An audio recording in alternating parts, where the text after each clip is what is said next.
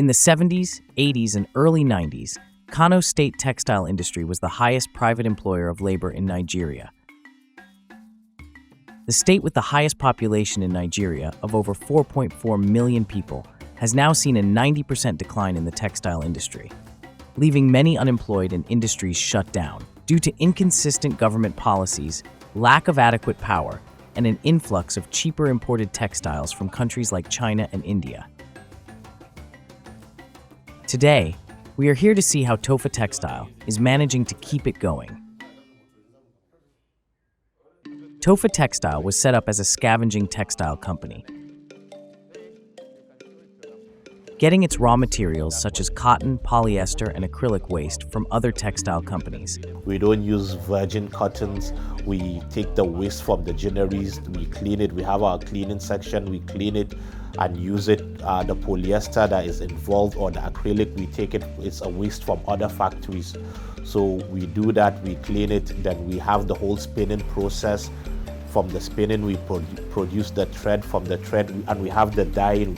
We used to have the dyeing, but we don't do that anymore because of the cost impact on it. From the dyeing, we go to the weaving to the finishing. If you go to the factory, you'll see the whole stages of the production. The spinning process begins here. The machine begins by cutting the waste materials into smaller bits to make it easier for blending. The next process cleans the materials of any impurities, such as stones and seeds. Every stage of the process at Tofa Textiles now has a reduced manpower. Most of the workers here are called in only when the company has a supply. Depending on the quantity, we see a maximum of 2 workers at every machine, working long hours to keep the production cost at the barest minimum. Most of the machines here are currently inactive and pile up dust. The current production size is barely 10% of the actual capacity.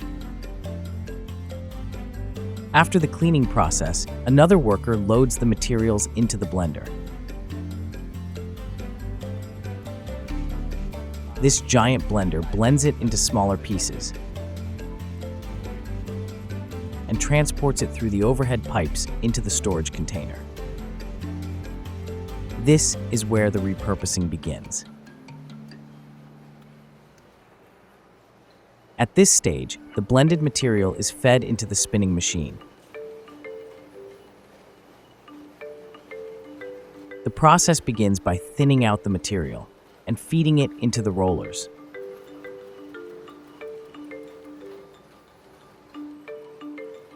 This will be a long rolling process.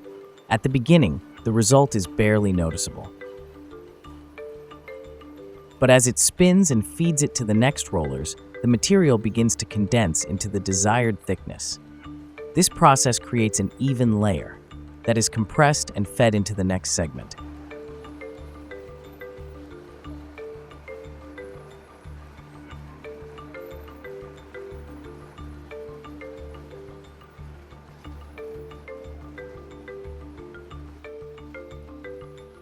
Here, the material is folded and lined into the machine.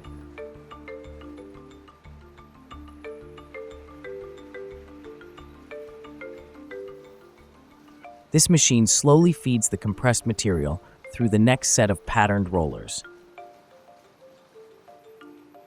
This machine rolls and twists the lined material, creating a strong and durable yarn. The yarn is taken to the next stage for another spinning process.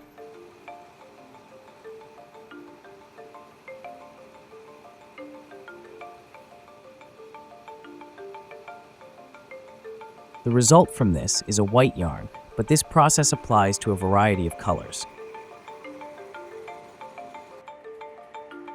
This is the final stage of the spinning process. The yarn is now ready for weaving. Gambo Sally has been working here for 49 years. February 1976. a lokacin a kawo wannan mashin a 1977 kuma da can ana kawo zare ne daga waje in aka bude shi sai a kawo shi nan sai a tare kuma har mu ma muka fara yin namu a nan idan mun da mu wancan na wajen sai mu nan kuma muna yin important muna yin na gida saboda a lokacin akwai ma'aikata da yawa kusan mutum 3,000 mashina layi daya daga 1 zuwa 19 sau 7 saboda haka su ne na weaving department kenan mu a nan spinning department garan da muke a nan shine muke kawo weaving kuma za su saga daga nan sai inspection daga inspection sai a kai shi resin sai finishing daga nan za a yi bilolinsa. Mun fara tun muna mutum 3,300 a nan gida. Mun dawo a yanzu ba mu kai 100 people ba a yanzu. Faɗi tashin za a ɗauke ka daga nan a kai ka nan. Akwai lokacin da muka samu babu kasuwa gaba ɗaya, an taɓa rufe gidan nan gaba ɗaya sai iya makarikai kawai aka bari suke continue. Ana nan kuma da kasuwa ta zo aka sake dawowa da yanayin aiki, ni kana yanayi ya faru na bar gurin na sake dawowa kuma gurin na rayuwa. At the weaving section, a large number of weaving machines have laid dormant for many years. A worker feeds the yarn onto the weaving machine to produce a floor duster.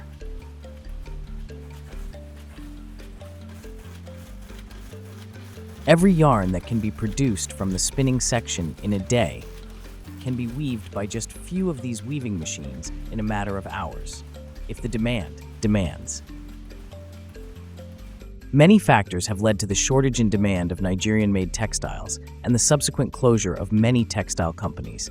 The textile industry is a lucrative business before that engaged so many people a lot. But now, based on the cost of production, as the incidences that caused the downfall of textile industry, non-patronage, especially the government, doesn't patronize most of the textiles in Nigeria.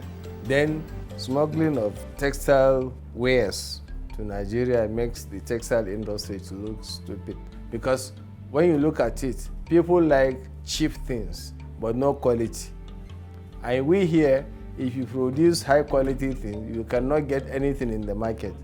Thirdly, multiple taxation cause a lot of damage in textile industry. The taxation is damn too much. I don't think people will continue to do textile. In 2, 4, 5 years to come, you'll see a lot of textile going down completely in Nigeria.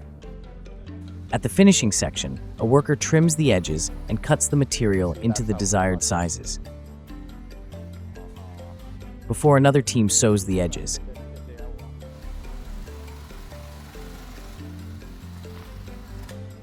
While others fold and ready for packaging and delivery. This floor duster is an improvised product from the blanket production that the company originally produced.